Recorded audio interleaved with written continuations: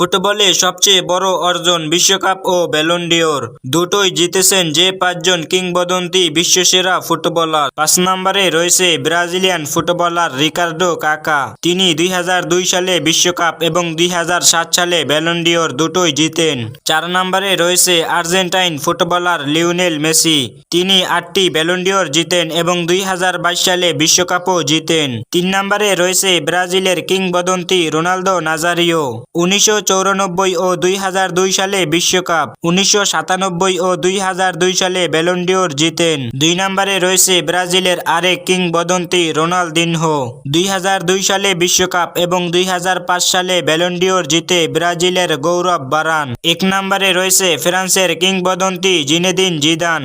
1998 সালে বিশ্বকাপ এবং 1998 সালেই ব্যালন ডিওর জিতে ইতিহাস গড়েন। এদের মধ্যে আপনার প্রিয় ফুটবলারকে কমেন্ট করে জানাবেন।